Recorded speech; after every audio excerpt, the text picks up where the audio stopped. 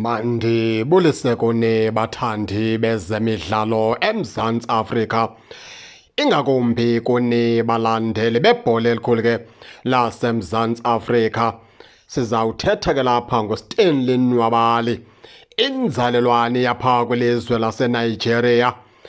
Kuneendaba ezithi kumfana omdala ningambona pha kwiqela leKaizer Chiefs. Njengoba niyazi ukubana ke iKaizer Chiefs kudala ke mlangazelela uNwabali. Ngokomlomo ke kwaye ngugoalkeeper kulizwe laseNigeria, okwayiyo ke nelegend yaseNigeria. Uthi ke yena sezifumene indaba zokubana ke iKaizer Chiefs ngoku sekushota kancinci into yokubana ke msayine pha uStanley Nwabali. Emveni kokubana kuStanley Nwabali eyi-free agent ethe walikhalala pha iqela leChippa United, iKaizer Chiefs kuthiwa ngoku ayisamncamanga tu, ifuna ukumthatha imfake pha kwilizwekazi laseNaturena. Kuneendaba ke ezithi ke iKaizer Chiefs ithi ime ngoBrandon Peterson. Bathi ke kunento eyenzekayo uBrandon Peterson xa ethe akabikho okanye xa ethe wanengxaki okanye xa ethe walimala, akubikho goalkeeper oye akwazi ungena abambe laa form kaBrandon Peterson. Kuthiwa ngeKaizer Chiefs ikhangela ukubana ke iza kumncama uBruce Vuma, iza kumkhulula. And ke noNtwari naye kuthiwa uvele ke yena ke ebesefuna ukukhululeka awufumana i-game time.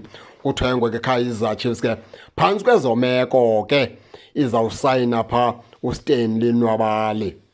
Ngokomlomo kwale legend yaseNigeria iyatsho ithi ke bavuyiswe into yokubana kuStanley Nwabali kuva into yokubana ke uzosayinwa yiKaizer Chiefs, ngoba okubalulekileyo ngoku ayonto yokubana ezadlalela iKaizer Chiefs, nekamva lakhe libalulekile ngoba kaloku iKaizer Chiefs afike imbhatele ngcono. Nemali le ibalulekile ngoba ii-players zineefamilies zazo, futhi ke abantu banempilo ngaphandle kwebhola.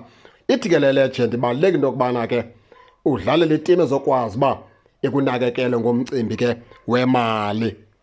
Ngaloo magama ke baphulaphuli ke ithi ke le legend yona yodwa seyifumene into yokubana ke uStanley Nwabali lo uzosayinwa yiKaizer Chiefs.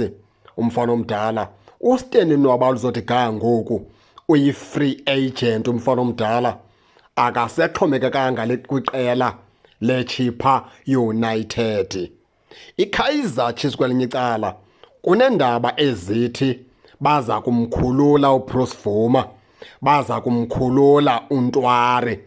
Into ethetha ukuthi iKaizer Chiefs izawushiyeka pha noBrandon Peterson kunye nale nkwenkwanyana encinci ke ibisanda kupromothwa pha kwi-reserve side. Yiyo loo nto kuthiwa ke ngoku kuvulelwa uStanley Nwabali into yokubana ke angene ancedisane pha noBrandon Peterson pha kwiqela leKaizer Chiefs.